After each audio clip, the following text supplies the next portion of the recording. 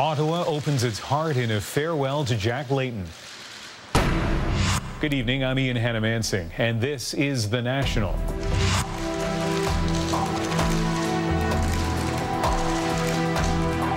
Politicians and fellow Canadians share in a raw moment of grief as Layton's official visitation begins.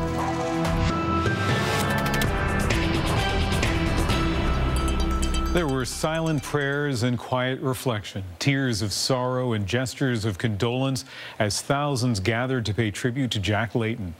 We begin our coverage tonight from Parliament Hill with Leslie McKinnon. Leslie? Ian, the public viewing of Jack Layton's casket was supposed to be over by now, but this line has grown all day long, and hundreds of people are still lined up to get inside the House of Commons, which may stay open for hours longer tonight. At 4 a.m., in early morning darkness, Jack Layton's casket left Toronto. It was a final journey to one of the places Layton loved best. By mid-morning, the hearse drew up in front of the House of Commons. RCMP pallbearers were waiting.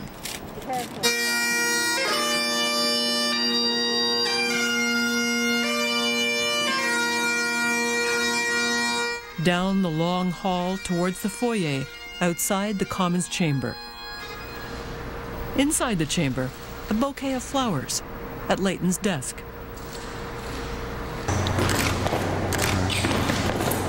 The coffin was placed at the very spot where Layton used to stand at a microphone and talk to reporters. Now, for the last time, he lay here. Layton's wife, MP Olivia Chow.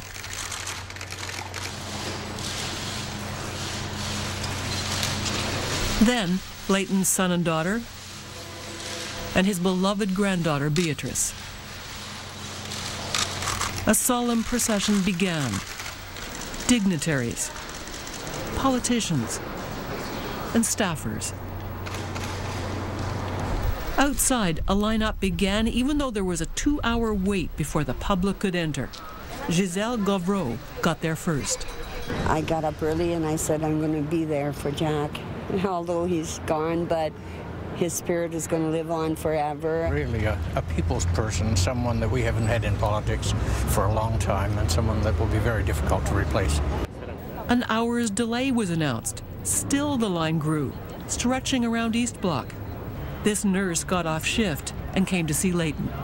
He reminds me of my baby brother. He's got a heart, that's why God took him. Good man. Jack's gone, we're doomed. By early afternoon, the very first in line were finally able to get inside. Many were clearly deeply moved. Be able to go and view or, get so close to the casket at this time is like unbelievable. And thank God that I was able to do this today. I do feel some personal sense of loss, even though it's not that I knew Jack Layton personally, but it's good to be able to pay my respects. A sentiment that seemed to draw Olivia Chow towards the crowd. It means so much to him to have so much love coming, and it's meaning the world to us. She was joined by Mike and Sarah Layton. Thank you, everybody, for being here. By mid-afternoon, over 1,000 people were in the line, quietly waiting for their own moment to say farewell. People can pay their respects to Jack Layton here again tomorrow morning. Then, Layton's body goes home for similar ceremonies in Toronto before the funeral on Saturday.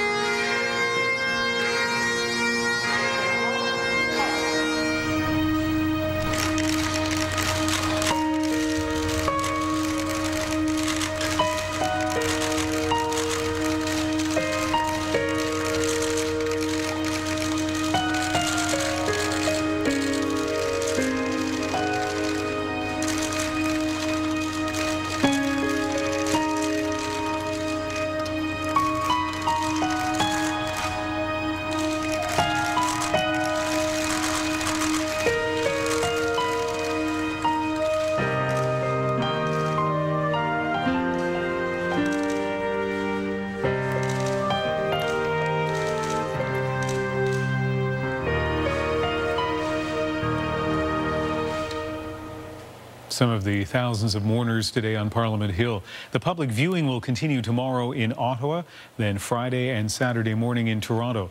Jack Layton's funeral will be Saturday afternoon at Roy Thompson Hall. It is a rare honor that's been granted to Jack Layton. The state funeral is guaranteed only to a select few: prime ministers, governors general, and current members of the federal cabinet. Though the first was held for a former cabinet minister, Darcy McGee, who was still a member of Parliament when he was assassinated in Ottawa in 1868. The most recent state funeral was held just 2 years ago in the New Brunswick village of Memram Cook for the former Governor-General Romeo LeBlanc. There could have been one last year upon the death of John Babcock, the last surviving veteran of the First World War. But his family declined the Prime Minister's offer. There are different types of official ceremonies. In 2005, the last living recipient of the Victoria Cross, Ernest Smokey Smith, died. There had been a national petition campaign to give him a state funeral. His body did lie in state in Ottawa, but this procession in Vancouver was a military, not a state funeral. Then there are provincial state funerals. That is how, for example, the Premier of Quebec designated the services for the Montreal Canadiens' Maurice Richard in 2000. Jack Layton will be the 33rd person to be given a federal state funeral in Canada, and only the second to not be a Prime Minister, Governor-General, or sitting Cabinet Minister. Last night we showed you the scene outside Toronto City Hall as people wrote out their tributes to Jack Layton. You'll remember those messages along the walls and sidewalk were in chalk. Well, today rain washed away many of them, but as soon as the sun came out, people returned to continue marking Layton's